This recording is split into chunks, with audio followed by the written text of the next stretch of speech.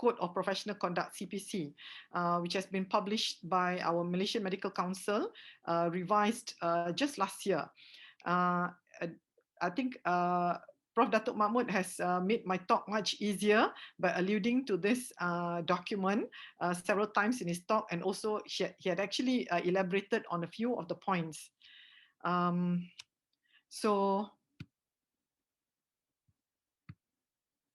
Right.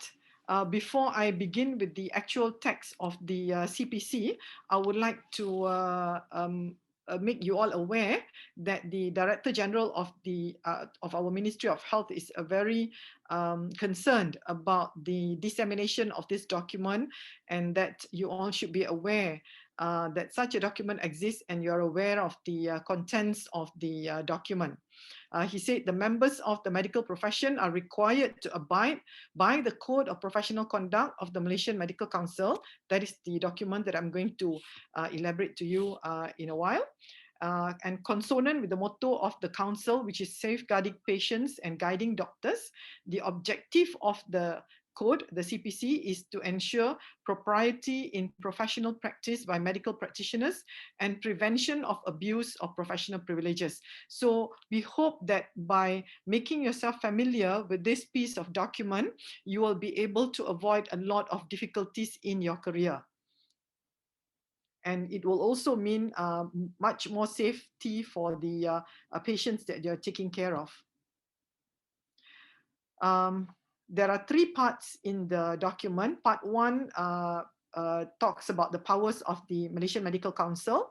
Part two explains in much elaboration on the forms of serious professional misconduct that any medical professional may, land themselves in, either by neglect or disregard of professional responsibilities, abuse of professional privileges and skills, conduct derogatory to the reputation of the medical profession, or by way of advertising, canvassing, and related professional offences. And part three covers the disciplinary procedures if by poor luck you happen to land yourself in such circumstances. And by publishing this Code of Professional Conduct, it is the desire of the Malaysian Medical Council that no practitioner will have committed professional misconduct on grounds of ignorance of the expected standards of professional conduct in this country. So reading that document is actually a preventive measure against committing any of those misdeeds which are considered as wrongdoing in the medical profession. By powers of the council, what it means is that the council may exercise disciplinary jurisdiction over any registered person who has been convicted in Malaysia or elsewhere of any offence punishable with imprisonment, okay, whether in itself only or in addition to or in lieu of a fine. Secondly, has had his qualification withdrawn or cancelled by the awarding authority, which means that the university or the Royal College or whatever, okay, through which it was acquired or by which it was awarded. A person who was alleged to have committed serious professional misconduct as stipulated in the CPC, which I'm going to elaborate, the part in the part two of the CPC, that is the most the longest part of the CPC, and any other guidelines and directives issued by the council. There is a whole list of guidelines actually, which I'm going to tell you about at the end of my talk. And if the person has obtained registration by fraud or misrepresentation, that's also another category of people against whom the MMC has power to act against. Or if the person was not at the time of his registration entitled to be registered, that means he or she registered by fraud, or has since been removed from the register of medical practitioners maintained in any place outside Malaysia. So if you are removed from the register in Australia or in UK or wherever you practiced before coming back to Malaysia, that is also another thing which is where the MMC may exercise disciplinary jurisdiction against you. what is the meaning of serious professional misconduct? This is all about the what is in part 2 of the CPC. The Malaysian Medical Council attests to the principle that serious professional misconduct means a failure to meet the minimum standards of professional medical practice. Okay, as I'm going to inform you after this. Okay, right. First of all, convictions in a court of law. Okay, somebody who has been convicted in a court of law. Okay, the MMC can deregister you or take action against you, okay, because of that. All right. And please be informed that it is not open to a practitioner who has been convicted of an offence to argue during inquiry before the disciplinary board that he was in fact innocent. So this is to warn registered medical practitioners who face criminal charge that he or she should remember that if they are advised to plead guilty or not to appeal against a conviction merely to avoid publicity or a severe sentence, you should not, bend to that. Okay, you should defend yourself. All right.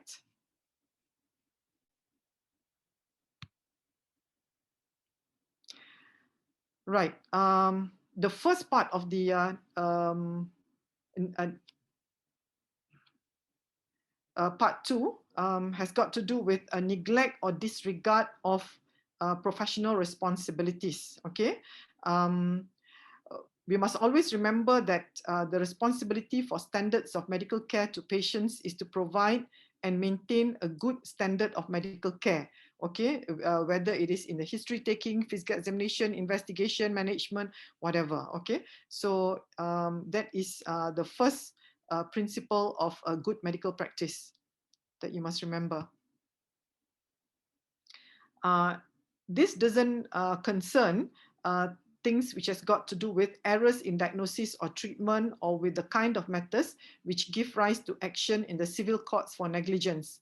That is a totally different thing. Okay, it's not included in this category unless the practitioner's conduct in the case has involved such a disregard of the standard of care that he should have provided to his patients, or such a neglect of his professional duties as to raise a question of serious professional misconduct. Okay, so just simple pure carelessness, which is unintentional and all that, that will be treated or brought to the court of law under civil suit. Okay, that's up to the patient to take up that kind of action. That is not for the Malaysian Medical Council to act against. Okay, what we are concerned about is the practitioner's conduct in terms of disregard of the standard of care that he should have provided to his patients. Secondly, the request of the patient for consultation with another practitioner. Okay, and a medical practitioner should arrange consultation with a colleague whenever the patient or the patient's next of kin desire it, provided the best interests of the patient are so served. So you must always entertain a patient's a request for a second opinion with another colleague. In doing so, you should also acquaint your patient with the approximate expenses if the patient were to ask you. All right. And it is the duty of the referred practitioner, the one accepting the referral, to avoid any word or action which might affect the confidence of the patient in the primary practitioner, in the referring practitioner. Okay. And you should not say bad things about the referring practitioner, or this person doesn't know what he's doing, that kind of thing. That is wrong. Okay, that is bad conduct. All right. And the referred practitioner must not attempt to secure for himself the care of the patient seen for consultation. If somebody is referred to you, once you're finished the consultation with that patient, the patient should actually be sent back to the primary practitioner, unless there is reason for you to continue seeing the patient.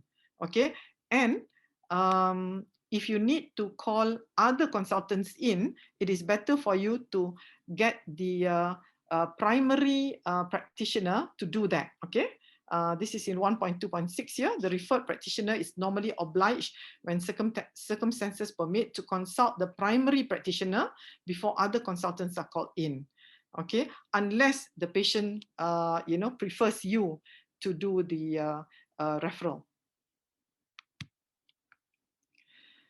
And there is an ethical obligation on the practitioner not to damage the practice of a colleague or employer with whom he has been in professional association. Okay, for example, if you have been working with another practitioner before, you should not be setting up a practice close to the practitioner's previous clinic and procuring medical records of patients previously treated by you, inducing such patients to transfer to your new clinic, and so on and so forth. Okay, this is considered unethical. And in employing locums, you must make sure that the person that you employ is fully registered with the Medical Council and has a valid APC, Annual Practicing Certificate. So that responsibility is yours. Now, consent. I think consent has always been a very important legal document. Obtaining valid consent is an important component of a sound doctor-patient relationship. And for the consent to be valid, it should satisfy the requirements of what we call informed consent.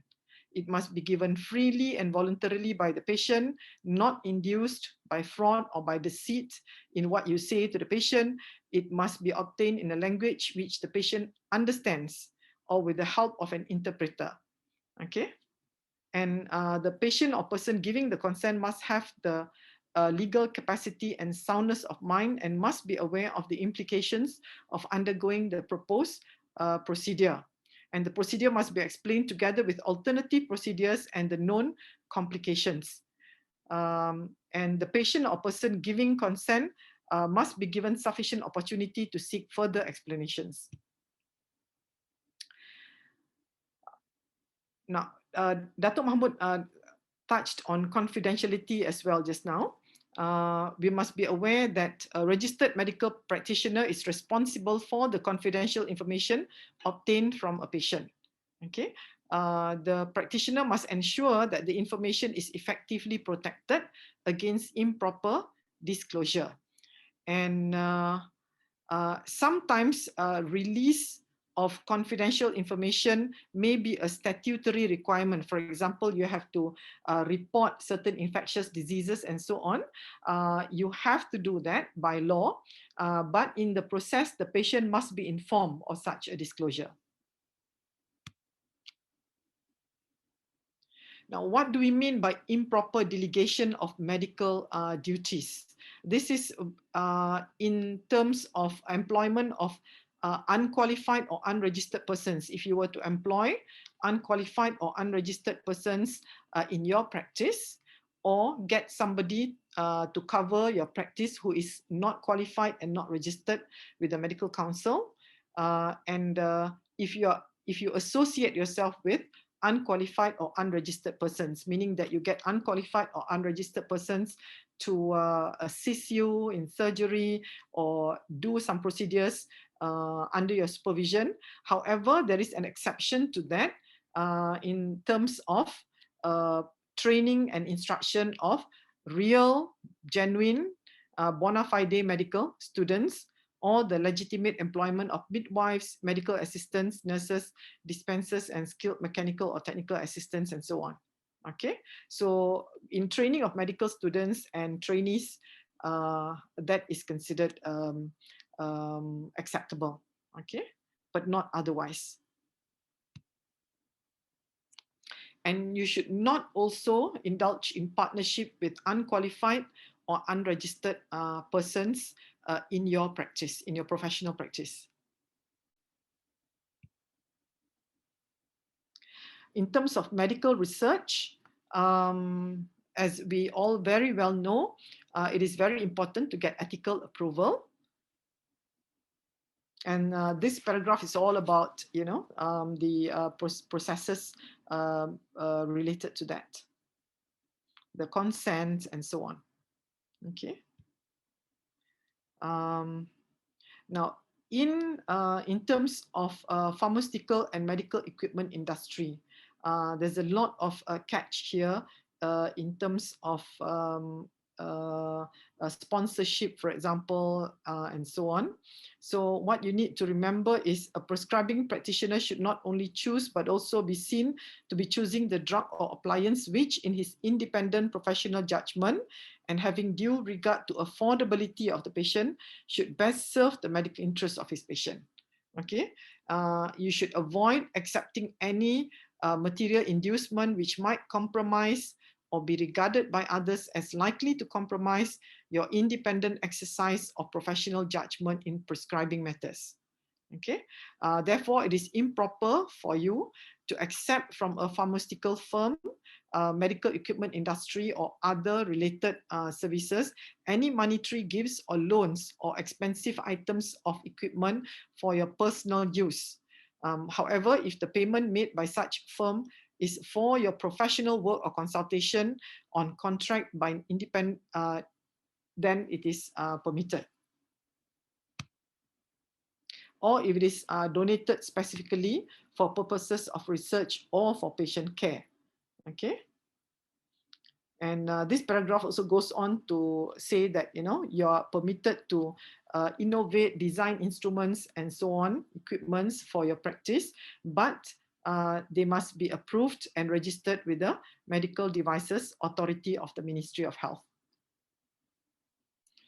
And you may receive appropriate travel grants and hospitality from pharmaceutical or medical instrument or equipment companies for conferences or educational meetings for purposes of educational and personal professional advancement, provided that such funding should not be more than what you may be spending if you were to go on at your own expenses. Right. In dealing with third-party administrators, you should also be careful. For example, insurance firm, managed care organizations, and so on.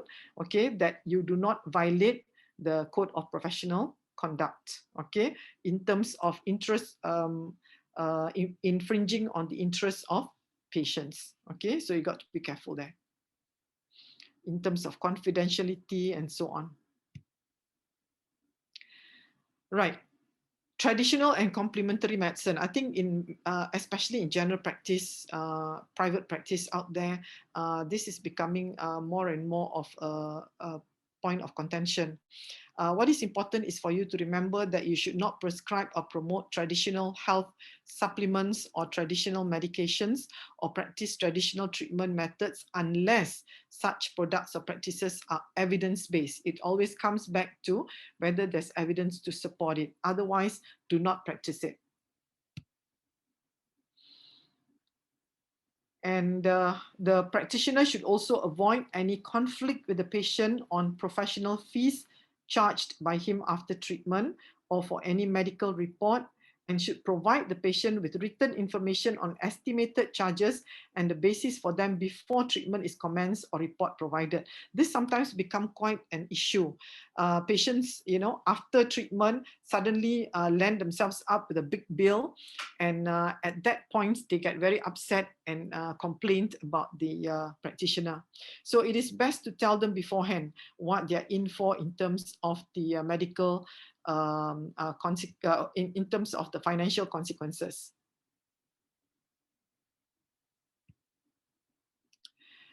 And with regard to expert testimony in court, sometimes, especially legal firms, they might ask for your expert testimony. You must make sure that such opinion, if you were to be asked for it, must be unbiased and honest, and bereft of any conflict of interest and confined to your area of expertise. Okay, and it is not ethical for you to demand a percentage of the cost or damages awarded by the court and to make the attendance fees contingent upon the favorable outcome of a matter in which you appear in court as an expert. Okay. Right. this has got to do with the end of life professional management. You must be aware that you must not be involved in euthanasia or assist in suicide of patients. Okay, and any decision to prolong life through life support or any other measures or to terminate such support must be made in your best professional judgment in consultation with your colleagues as well as the next of kin of the patient. And I think somebody asked about resuscitation of patient and so on just now. Now, if you are confronted with a living will, or what is called an advanced medical directive, which is a written statement detailing a person's desires regarding future medical treatment in circumstances in which that person is no longer able to express informed consent, then any decision that you make, whether to comply with or not to comply with the AMD that has been issued by the patient must be made in consultation with relatives and next of kin of the patient. Okay, please remember that. Right. What about abuse of professional privileges and skills in terms of, this can happen in terms of prescribing of drugs, okay? So you must not abuse your privileges in terms of prescribing, especially not only just the regular drugs, but also particularly dangerous drugs, okay? And the sale of poisons, and in issuing certificates, notifications and reports, particularly medical sick certificates. This is quite often a case which is brought up, all right? The issuing of medical sick certificates without proper examination of patients, pre-signing of such certificates, failure to keep proper records in the patient's notes, backdating for unacceptable reasons, or issuing sick certificates for lengthy durations without interim examination, even for chronic illnesses, is serious professional misconduct. Okay, please bear that in mind.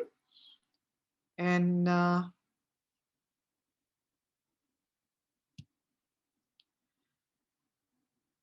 with regard to medical reports, a medical practitioner may be required to provide comprehensive medical reports when requested by patients or by legal next of kin in the case of minors or persons under disability, or by the employer with the specific consent by the patient. And any refusal or undue or unexplained delay in providing such a report or withholding of such report on the grounds of non-payment of hospital charges or professional fees is deemed unethical. Okay. And a practitioner must not enter into an emotional or sexual relationship or any act which may be interpreted as sexual harassment with the patient or with a member of a patient's family, which disrupts that patient's family life or otherwise damages or causes distress to the patient or his or her family. Okay. And in the same category of abuse of privileges are abuse of trust, abuse of confidence, or usage of undue influence, like, for example, using your influence on the patient to borrow money from the patient or something like that. Okay. And if you are unable to perform your professional duties to your best level because of some kind of illness or disability, and you have an ethical obligation to inform your senior colleague about your problems, and you may voluntarily cease practicing. Okay. And with regard to medical errors and incident reporting, a medical practitioner who commits errors in the course of management of his patient must avoid concealing them from the patient or those in authority, and must record such events in the patient's records or notes. It is unethical for the practitioner not to be truthful and honest in such an event. With regard to chaperone, a request by a patient for you not to have a chaperone present must be documented in the medical record or notes and signed by the patient, particularly if, you know, it is a different gender. All right. And The practitioner should, in those circumstances, request the chaperone to be in an adjoining area in case assistance is needed. And this is about, torture of human beings and all that, okay? Respect for human life. All right, the practitioner must not countenance, condone, or participate in the practice of torture or other forms of cruel, inhuman, or degrading procedures, whatever the offense of which the victim of such procedures is suspected, accused, or guilty of. Okay. And whatever the victim's beliefs or motives, and in all situations, including armed conflict and civil strife. Right. Personal behavior. Datuk Mahmud touched on this as well. It's important to remember that the public reputation of the medical profession requires that every member of the profession should observe proper standards of personal behavior, not only in his professional activities, but at all times. This is the reason why the conviction of a practitioner for a criminal offense may lead to disciplinary proceedings, even if the offense is not directly connected with the practitioner's profession. Okay. And this has got to do with, things like abuse of alcohol, abuse of drugs, dishonesty in financial transactions, okay, fee splitting, kickback arrangement, that is a no-no, okay, acts of indecency and acts of violence, all that are covered under this. It can land you in with disciplinary action from MMC. Right, if you know that a colleague is incompetent to practice, say for example, he's taking drugs or having any physical or mental incapacity, then you should advise the colleague to report himself, or if he or she does not want to report himself or herself, then it is your responsibility to report that colleague, okay? Particularly if you are taking care of that colleague medically.